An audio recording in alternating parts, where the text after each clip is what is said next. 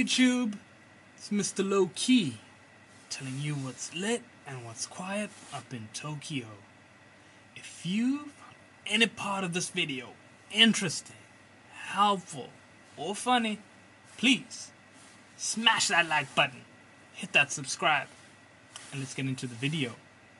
So, I really wanted to talk about Japanese Ikea, or Ikea as it's sometimes called. And I'll also talk a bit about the Final Fantasy 30-year anniversary exhibition I went to at Mori Art Museum. And the next topic, my trip to the the Nakamura Keith Haring Collection in Yamanashi Ken, the only Keith Haring museum in the world. I'm a big fan of Keith Haring's work, and his artwork is in many places. You've probably seen it even if you don't recognize the name. It's in many places. So yeah, let's get into it. Ikea didn't allow any filming or any cameras inside their warehouse, and that's understandable, and I follow the rules. Especially in Japan, privacy is serious. So I'm going to tell you about my experience, so visualize with me. I don't think they should call it Ikea, they should call it Okia, because it's very oki, it's very big and it's huge. You have to go quite far out of Tokyo to get to one, but it's worth it, it's lit. The brand and the colors, the blue and the yellow, the Swedish national colors, is lit. The whole Swedish vibe to it and the Swedish language on a lot of the products, lit. I like the whole concept of you taking things back home to build, so lit. The cafeteria at Ikea, the price point, lit. I was very happy with the food. I didn't have the Swedish meatballs. I wanted to eat the meatballs, but I had a hot dog instead. But it was lit. It was a lit hot dog. For 80 yen, I'm with you. It's 20 yen extra for like ketchup and mustard. But I said, you know what? No, 80 yen, I'm gonna keep it at 80 yen. And I was very happy with Ikea. I got a scub for my little apartment.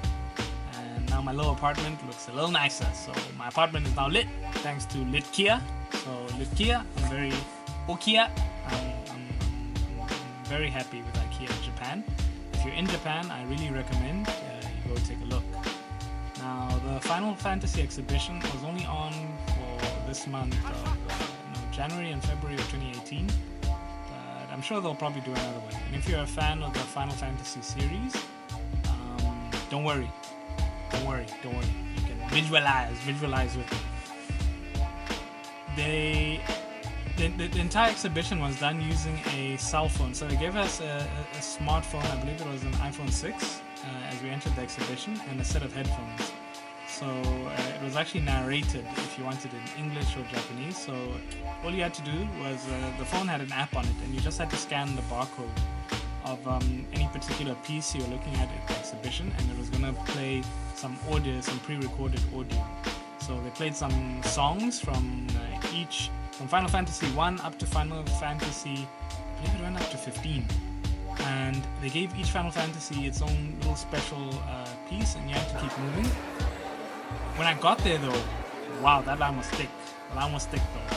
The line was long and it was hype. A lot of people wanted to see it.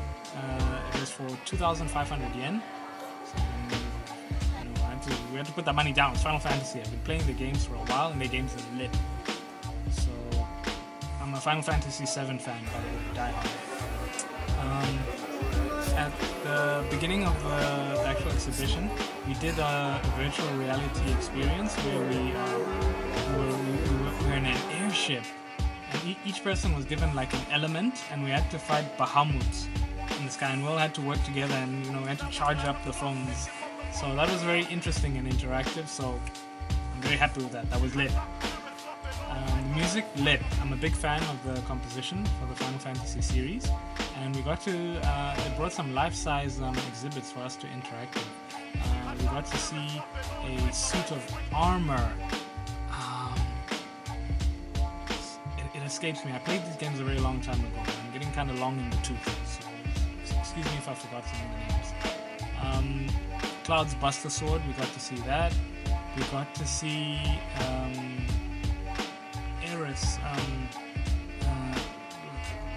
small little garden of the flowers she took care of. The only flowers that grow in Midgard, and seeing that like in real life, that was a bit surreal. That kind of played with me, like, oh man, I'm so used to seeing it through, you know, PlayStation 1 graphics, to see it in real life in front of me. Wow.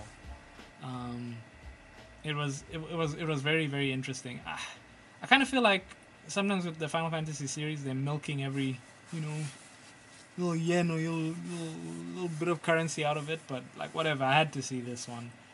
The best experience though by far is just playing the games. If you can't get to Japan to see these things, don't just play the games. The highest is the games. Yeah, Final Fantasy exhibition. Next, Keith Haring Nakamura exhibit. I'm sorry, La Family, but it was a 3-hour bus ride to Yamanashi Ken. I bought my tickets. I was super amped. I didn't check on the website that the museum was closed the day I got there. So I pretty much got to the entrance, but I couldn't actually get in. And wow, it was... I'm going to try it again, and maybe I'll do another video about it. But, you know, I'm going to talk about it in any case. Check the website and make sure the exhibit you want to see is open, because it may be closed. Yamanashi Ken was still very interesting. Very different to Tokyo. Different vibe. There was snow everywhere. There was a cheesecake shop. It was closed though. A lot of things in Yamanashi Ken are closed. That's what I can take back. But I'm gonna go there again. I went to an onsen there. The onsen was lit.